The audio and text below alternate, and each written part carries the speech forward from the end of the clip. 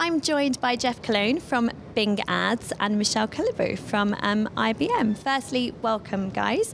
How has ClickZ Live been for you? Just wonderful. There's so much energy and just a lot of people here to learn what's going on in marketing. And Geoff, why do you think it's important for marketers to come to a conference like ClickZ Live? Just to be able to connect with other marketers. I mean, being able to connect in real time can't really be replaced in the digital realm.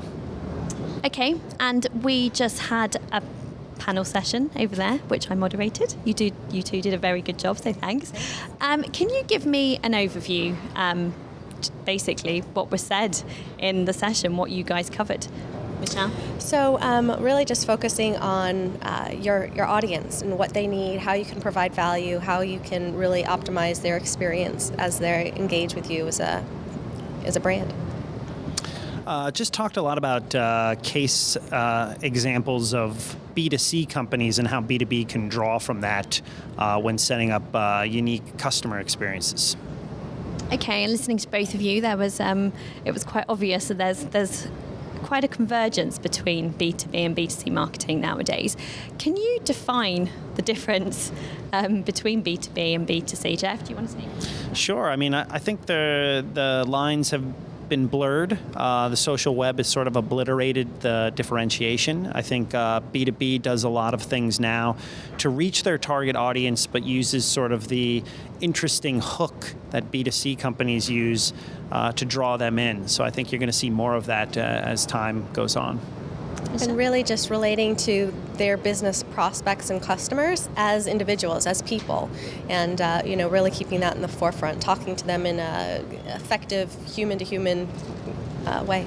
Okay, and if you were to give 3 pointers of what makes a successful B2B digital marketing campaign, what would they be? Go on, Michelle, you can do this one first. Oh goodness, exceptional customer experience. So how they go through that site, how they optimize their visual and digital experience, making sure that the messaging is providing value to them and is using everyday language, not using a lot of jargon, and shareable user experience, so that once someone goes through an experience, they want to share it with others.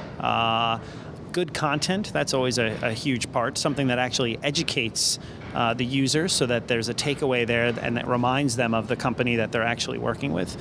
And then finally, a lot of dynamic content, specifically more video content that actually is translatable from a global perspective, or visual content that anyone from around the world can utilize. Okay, and if I was to ask you of an example of a brand or a company that is doing a really good job in B2B marketing, can you give me an example and why? Oh goodness, no, you asked me for an example and I was thinking of a B2C company. Go on. I was thinking of Starbucks. So Starbucks has done an amazing job just thinking through all of their use points. The whole Tweet a Coffee campaign is just amazing. Putting up different community forums where their loyal brand constituents can come together, provide innovation back to the company, feel empowered that they are providing value to the brand and connecting with other fans. Okay, and Geoff, what about a company that could improve their marketing, B2B marketing? Or if B2C is easier, you can also give an example of one of those. Yeah, I mean, I think in terms of improvement, some of the experiences I've gone through, I always think Amazon could do maybe a little bit better job in terms of their site isn't really social by design. You're not able to really share or interact with others there so much. So maybe as they could figure out more ways of doing that.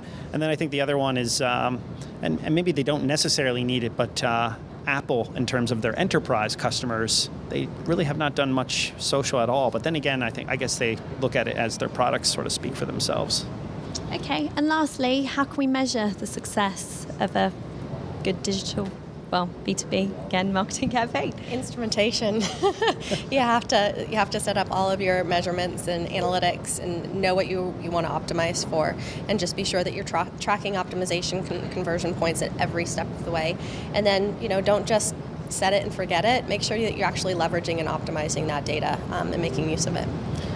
I think there's a couple of different KPIs. The big one obviously is going to be return on investment, and we haven't figured that one out yet. But there's two other ones I would definitely look at, and that is positive sentiment about your products. How are people talking about your product as a result of the social experiences you've created for them? And then the other one is the other KPI I would actually look at is, besides positive sentiment, is engagement still. How much engagement are you driving, and is it with the right customers? From there, then you can identify the next experience you want to create for them. Perfect. Thank you so much, guys. Thank you. Thanks.